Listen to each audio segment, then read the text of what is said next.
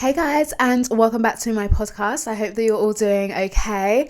Happy New Year, happy 2025. I hope that you have had a good year so far.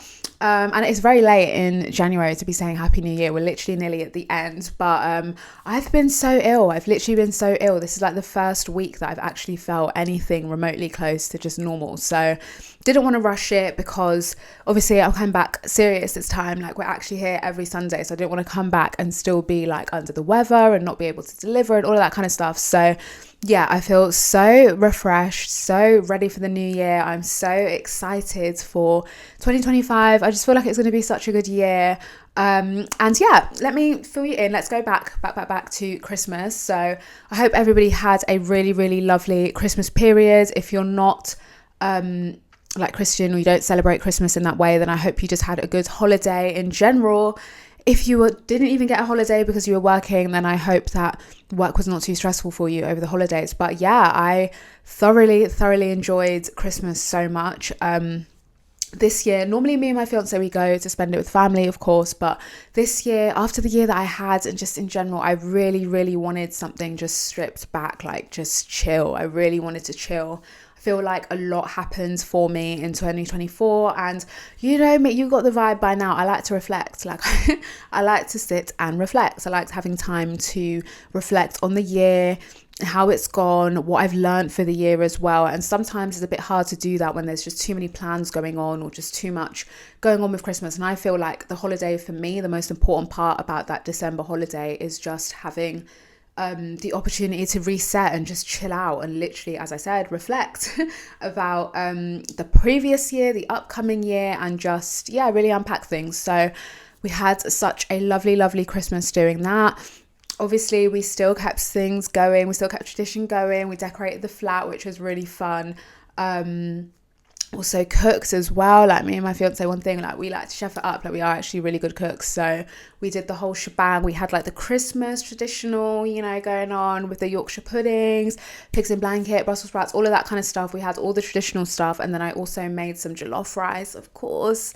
What else did we have? We got made some jerk ribs as well, salmon, because I absolutely love salmon and my fiance makes it so nice. And to be honest, the salmon and jollof together, like, that was really nice. So yeah, we had that. I also made a lasagna because we love lasagna. Why not have a lasagna at Christmas? Like, we just went all out. We made so much food and it was so nice. And it's just so chill as well. I feel like sometimes, unless you've got like little kids in the family, I sometimes feel like Christmas doesn't need to be like all, do you know what I mean? Like, it can just be really nice to celebrate it however you want to. The other part of the family, they all went abroad as well and spent it abroad for the first time. So it felt like everyone was just doing what they wanted to do for Christmas this year, and it just felt really nice. So yeah, Christmas was super nice. And then New Year's, my fiance's birthday is on New Year's Day, special boy. So of course we had to celebrate him. That was really nice, really chill. He's very similar to me. He likes to reflect on his birthday too. We're just a house of reflection. We're deep thinkers in this house. So yeah, that was really nice as well. Gave him some gifts. That was super fun. One of them is this guitar over here because he can play the guitar. Like, he plays and he sings. So yeah, I really wanted to get him that. He learned how to play. His dad taught him growing up. So I just thought it'd be nice for him to get that and just play. Why not? And yeah, that was really nice. We stayed in for New Year's, of course. I feel like the older I get, the more I'm like, yeah, I like being at home. And to be honest, we always spend New Year's just us two at home, just chilling out. We have our own like mini party and stuff, and it's just so much fun and just, I don't know, safer as well. Like, the flu was going around, like, who's trying to be out on the streets doing all of that? Do you know what I mean? It's nice sometimes to just stay inside for New Year's and just sit and practice a bit of gratitude and things like that. So yeah, New Year's was really nice. And then we both got really sick, so we've both just been sick for like all of January, which was very annoying for me because I had like plans to be back on the 6th of January and just like going through like the list of stuff that I have to do. And I got back to some exciting emails to do with work things and things like that. So I was just, yeah, keen and raring to go, but I also was very ill. And one thing this year I'm prioritizing in general is just my health and my well-being. And if I'm not well enough to do something, I'm not well enough to do it. Do you know what I mean? As I said in my last episode, I don't like working like a dog.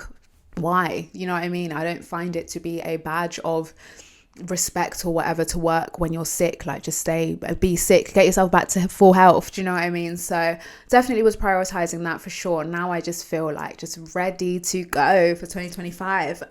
So yeah, that's been me up until then. I feel like in terms of 2025 intentions, one thing I try not to do too much anymore is like put too much pressure on the new year to be like some radical change of like shifting and creating this whole new persona of myself. Do you know what I mean? I feel like if you live your life quite intentionally anyway, the new year should just feel like a continuation of what you've been doing. Do you know what I mean? And I feel like I incorporated certain healthy habits towards the end of last year anyway, so I'm just trying to carry on, still on my fitness journey.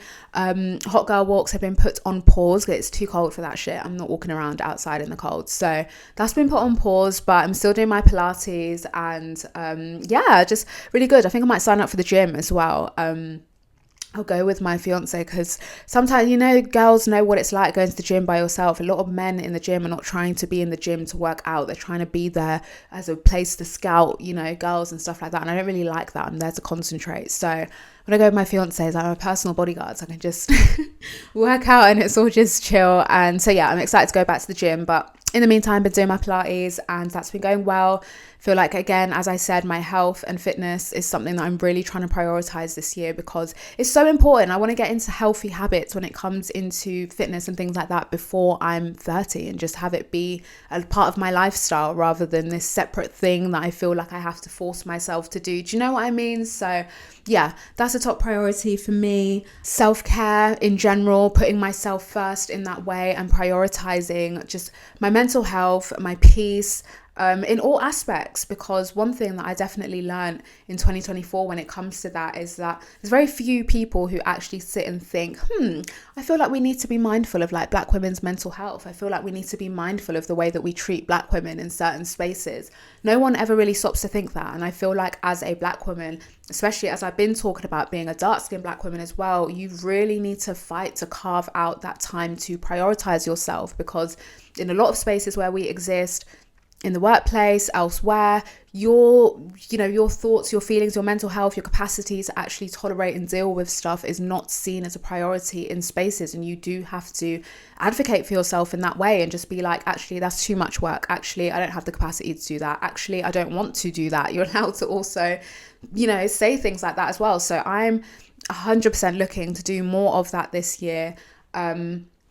As well, I feel very blessed and lucky. As I said, over Christmas, I was practicing a lot of like gratitude and thinking about things that, what am I actually like grateful for in life? And one of the things is having my own place for once. I spent 19 to 24 living in house share, where it was fine until it wasn't. If you know about living in a house share, you'll know it's fine until it's not. So to actually have my own space in this economy where so many people have had to move back home and live with parents and stuff like that, I feel very grateful that I have a space every day that I can just fully relax, unwind, be myself. I'm just very grateful to have that. So I just can't wait to curate that a lot more this year, spend a lot more time decorating and things like that. I've already started. I've got this little shelf contraption here that I popped, just built together. I built that myself, just popped it up there. This is supposed to be for the bathroom, and you're also supposed to drill it to the wall. Clearly, none of those things have been done, and the thing is still standing. Sometimes these instructions, I'm like, surely it'll be fine, it'll stand. It's not fallen down yet, so we're going to keep it there.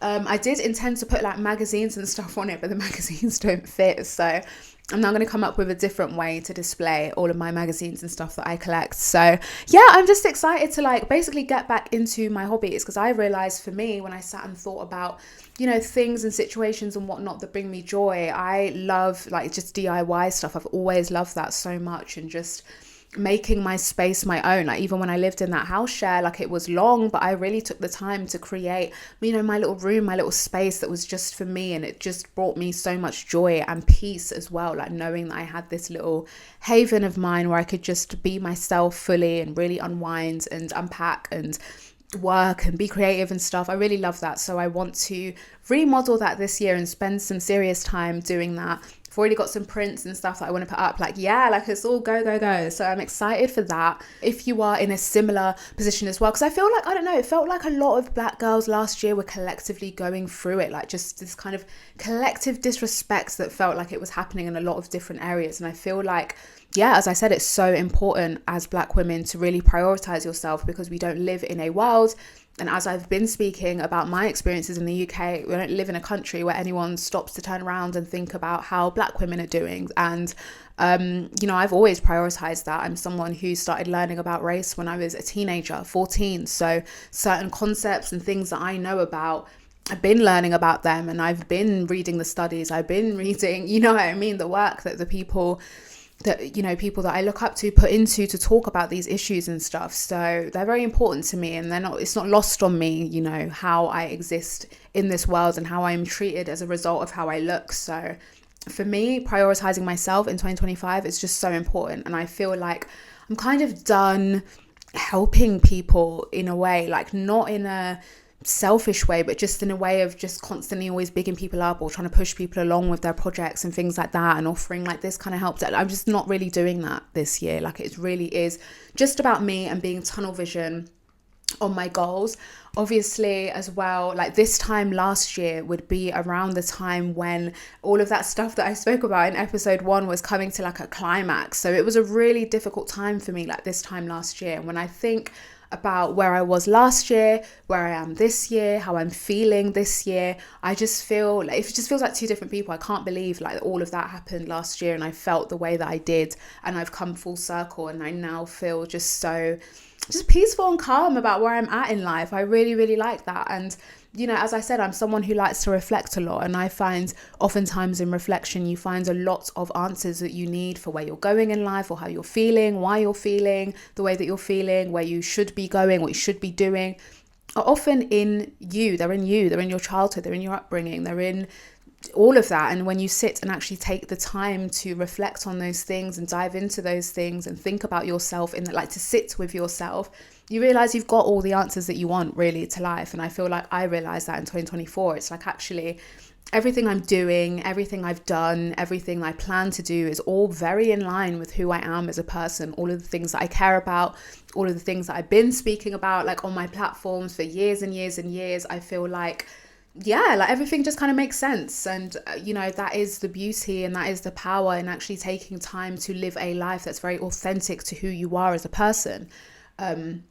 You know, and I spoke in my last episode about how, you know, when I was making certain decisions when I was younger, a lot of people were looking at me like I was Dumbo the clown. Like when I dropped out of university, people were acting as if I was just out of the race of life. That's it. I'd ruined my whole life. I've dropped out. Oh, she's sitting on YouTube making videos. It's like, no, you know, I've always done media. I picked media ever since media was a subject to pick. I've always found an interest in that. And I find actually at 28, I'm kind of just where I need to be, doing what makes sense for me to do. And, you know, I love that for myself. And I feel like that in itself is the reason why I'm able to go through a lot of adversities in life. And yes, I will feel them. Yes, I will take the L's. Yes, I will, you know, my plans will get derailed in ways that I don't expect. But I feel like for me, because I've always got a very clear idea of A, who I am as a person, B, where I'm trying to go, C, the type of life that I'm trying to have, it's not that difficult for me to just reframe. And I want to continue doing that. I want to continue tapping into that, because what I'm realizing at 28 is, yes, I didn't go down the traditional university route and things like that. But actually what I did learn in the meantime was just how to live life, how to be present in life and deal with the stresses of life and just get through it in a way that there are some people out there who do dedicate a lot of their time in their 20s to academia. And what some of those people find is that they are unable to cope with real life situations that happen in life that are kind of just a part of life, because they've not really immersed themselves in life in that way, because they've been so preoccupied with always getting top grades, always getting grades to do the next master's, PhD, all of this stuff. So, you know, I find that actually at 28, it feels like things are balancing out a bit, do you know what I mean? And I actually find that a lot of the skills that I developed through having to work full time from 19 have actually aided me in a great way. Another part of my self-care is also getting back into journaling as well. Like I really enjoyed journaling when I used to do it. I started journaling actually when I was 15 or 16, and it was one summer after I got sent to Toronto for 6 weeks in the summer at 15. For some reason my dad seemed to think that this was a great way for me to I don't know, come out of my shell, I suppose, sending me away to somewhere I've never been before, to stay with a aunt that I've never met before. That seemed to be his way of making me come out of my shell. So anyway, I was sent to Toronto for 6 weeks over the summer, and there was no internet. I couldn't connect, with my friends like back home or anything like that. Couldn't talk to any family, just nothing. There was nothing. So I was like, okay, great, I'm going to start journaling. So I started journaling around that time, and I found it just a very therapeutic act. It very much is. It's also encouraged as well to journal. When I went to therapy a few years ago, my therapist encouraged me to journal whenever I felt like I wanted to express myself, especially if I felt kind of like anger, and I feel like as a Black woman, there are a lot of opportunities in life where you do feel like a lot of anger and frustration at the way that you're feeling about the world. And actually, when you write it down and you put it out there and you do the physical act of writing out your frustrations or thoughts or feelings, whatever it is, it can be very good in just getting it physically out of you. And then if you want to rip it up afterwards when you're done, you can do that, or you can keep it and read it back, whatever you want to do. I've always found journaling to be a very just a therapeutic way of getting my thoughts out on paper and having to actually think about organizing the thoughts in my head into something coherent as I write. So definitely want to get back into that. I do have this beautiful journal that this was actually given to me by a dear friend on the last week of sixth form, and this was the most random gift I've ever gotten in my life, because this person, I 100% would consider them a friend, but we were the kind of friends where the sixth form that I went to, if you're not from the UK, sixth form is the schooling that you do for 2 years before you go to university or college or whatever else. So my secondary school that I went to didn't have a sixth form, so I had to transition to this sixth form, and I moved, I think, with like 2 or 3 other girls from my secondary school. And people were just a bit unfriendly, if I'm being completely honest, at that sixth form. Like, they all kind of stuck to the groups that they'd known since they were little, and they weren't really trying to invite me and my friends into their group. So we kind of had our own group, but there was a few boys that did go to the school who were very nice, and they would sit with us and we were all friends and whatever. And on the last day of sixth form, he gave me this journal as a gift, and I was just so shocked. As I said, I didn't expect a gift, and my first thought was, oh my gosh, I've not gotten him a gift, how rude. But now I understand with gifts, you give gifts because you want to give them, not because you expect something back. So that was really nice. And he wrote like a really lovely message at the start of the journal. I'll read it out. To the biggest drama queen and diva, I hope you have an amazing summer. Thank you for everything. Thank you for asking if I was okay or not. Thank you for all the memories. Most importantly, thank you for a wonderful friendship. I'm always here if you need anything. P.S. I'm still waiting on you to do your vlogs. I wish you every bit of success for your future. May our paths cross each other once again. And that was just such like a nice message to get. Like, it's really weird when somebody recognizes you in a way that you're not trying to be recognized. Do you know what I mean? Like, I never thought I was doing anything special by asking if he was okay, or when he looked sad, I would ask if he was okay, because that's just, you know what I mean, what I do. But as I was saying earlier about having to tap into a younger version of yourself sometimes to remind yourself kind of who you are, that is always something for me. Like, I've kept this now for like 10 years and I've barely written in it because it's such a beautiful book that I didn't want to taint it. Do you know what I mean? Bullshit. Like, I wanted to wait until I had some serious ideas to write in there. Now I'm 28. I'm like, I think this is the perfect time now to start using this. And it's by like a really cool brand as well from New York. Let me read the inside of it, because when he gave it to me, this is what I mean. I was like, this is such a beautiful like journal. It was not some basic paper chase like stuff. This is serious stuff. So let me read. In 1928, at the age of 22, Peter Bailenson began printing books on a small press in the basement of his parents' home in Larchmont, New York. Peter and later his wife Edna sought to create fine books that sold at prices even a pauper could afford. Today, still family owned and operated, Peter Pauper Press continues to honour our founder's legacy and our customers' expectations of beauty, quality and value. And specifically for the cover art on the journal, It is the Quran from El Escorial Library in Madrid. The engraving is from El Museo Español del...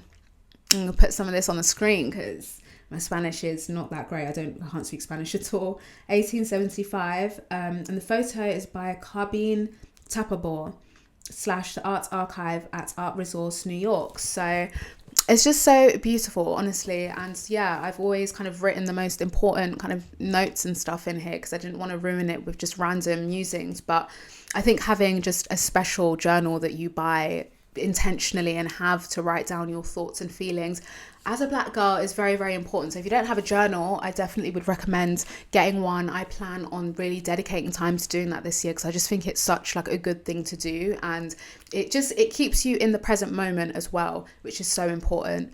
Also, over the holidays, I had a little bit of a social media I don't know, jig around, if you will. Like, I don't know, it's really interesting. As someone who has worked professionally in social media, so creating, producing, coming up with ideas, designing work for, you know, huge platforms for brands, it's really interesting to me to see like the direction that social media is kind of taking and how it's changing. Because I feel when I was younger, one of the things I loved most about social media was the level of connectivity that you could have with people that you've known for, you know, for at any point in your life. And the thought of having people that I went to school with when I was like 4 years old, and then people that, you know, I went to school with in Sheffield or whatever years ago, like all of those things were like really cool to me. Like I thought that was really cool, and I thought it was amazing. I'd be like, oh my god, it's so and so, yeah, look what they're doing. Now that I'm getting older, I'm like, I don't actually like that about social media. It's becoming the one thing that I really dislike. Reason being,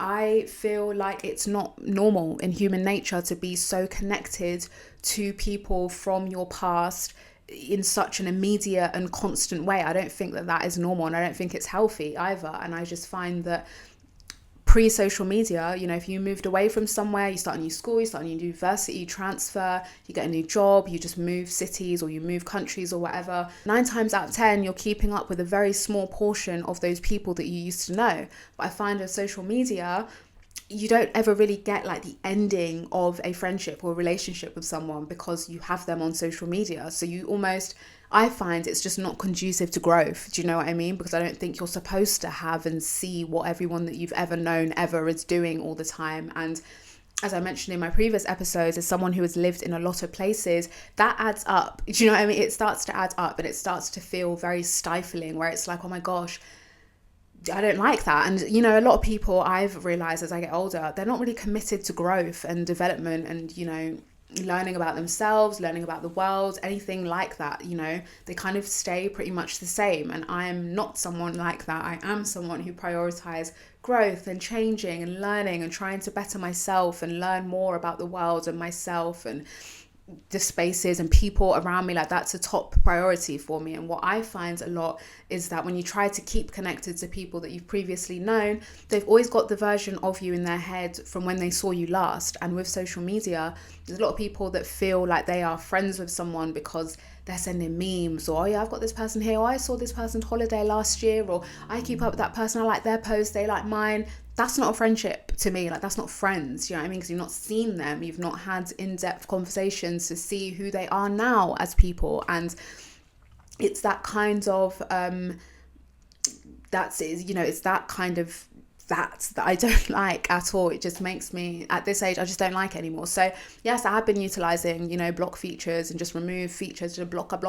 Yeah, it's been happening because it's time for just a reshuffle, you know. And also, as I mentioned in my last episode, I've been working full time for like the past 6 years of my life and career. So I've always had this like weird thing with my platforms where I've got these platforms online and these people that follow me online, but I've also got this like real world career and life that I'm kind of like building as well. And sometimes people would ask me like, oh, like, why do you take down your content and things like that? It's like, yeah, bitch, I've got a full-time job. There's certain conversations, certain things that I'm not really trying to have out there, not because I have a problem with them, but because to some people it's unprofessional to have certain things. And, you know, we're in the UK, this is not America where everyone and their mums has got a platform, and to have a platform is kind of almost expected in certain spheres or whatever. Over here, If you're working full time, you're working full time. And I've told you about the attitudes people have when you've got your own little thing going on that's going well. They don't like it at work. They don't like that. So in a lot of times where I've had to just kind of, I don't know, just be very mindful about like what I'm posting online. And I'll be on Instagram and I've got the director of the company that follows me, big man in his 40s, 50s following me. I'm trying to shake my butt. Do you know what I mean? Like, it just is all too much. So over Christmas, I was like, yeah, dead that. My platforms are people my own age and younger who get what's going on. Like, I'm not here to be sitting like the Queen of England so that people know, like, you just got to go. You can follow me on LinkedIn for work purposes. Do you know what I mean? You can follow me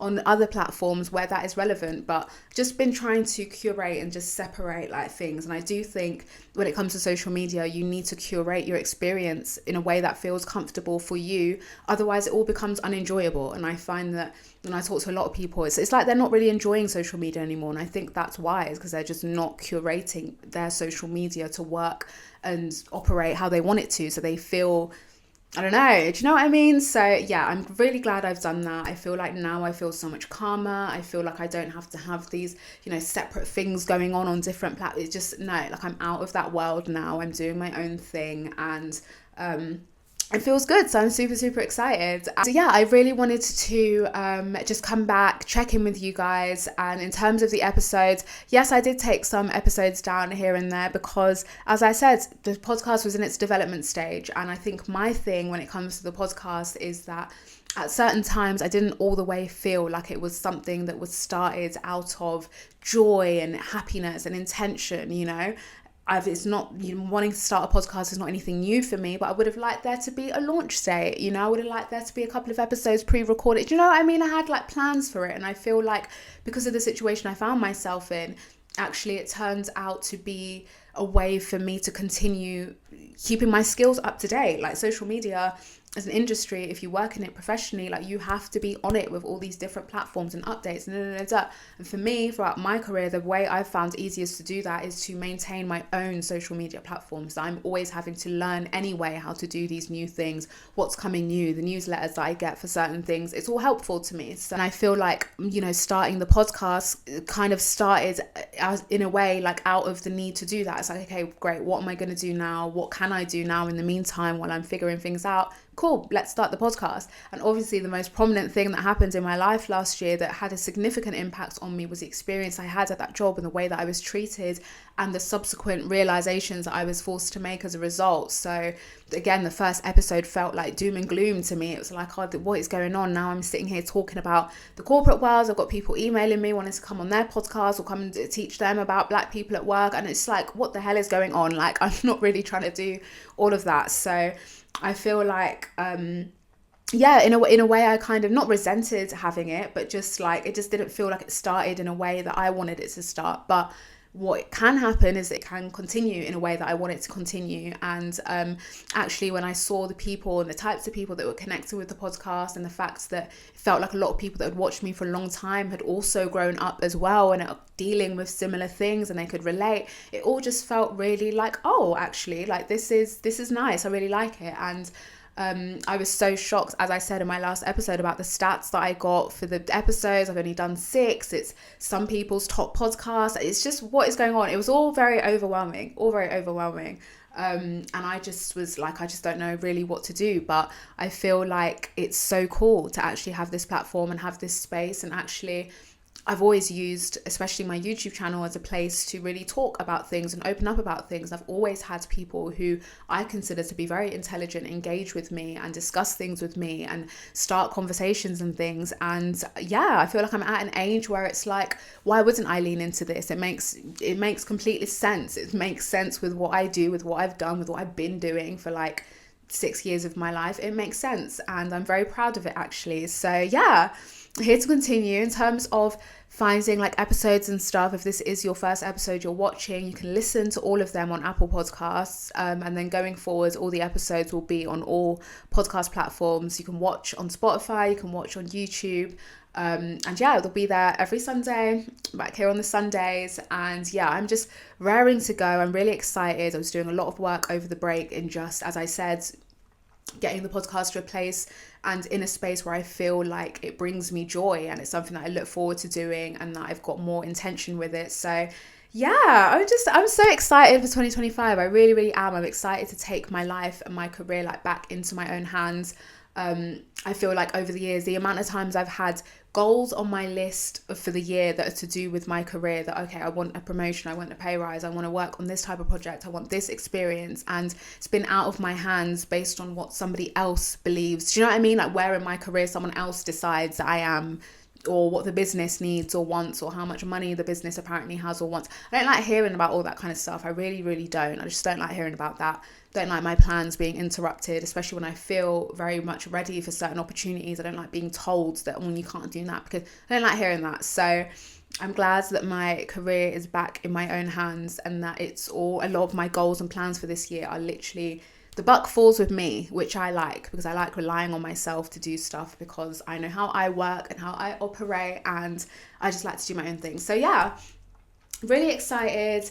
Also as well this year, reading more books, continuing to read books, continuing to read in general. I feel like as I get older, again, as someone who works in social media and just loves social media as well, like I do get scared about brain rot for sure, like for sure. I really do, because when older people used to kind of say that, oh, you know, they're a bit worried about young people and their speech and their ability to articulate themselves and express themselves verbally, I always thought some of these people just being old biddies. Do you know what I mean? You just don't know how the young people talk. Like, you don't know how we talk. Some of us like to talk in codes and things like that to each other online. You know what I mean? Like, there's a whole language going on with a certain generation of us. And I think I'm quite good at, I will talk and I can talk in, kind of social media, like Gen Z stuff. But when I do, it's kind of like, not a joke necessarily, but it's just a bit of fun. It's banter, it's whatever. But I've actually realized sometimes from talking to people that are my age or younger, that is sometimes beginning to get to a point where there's no differentiation between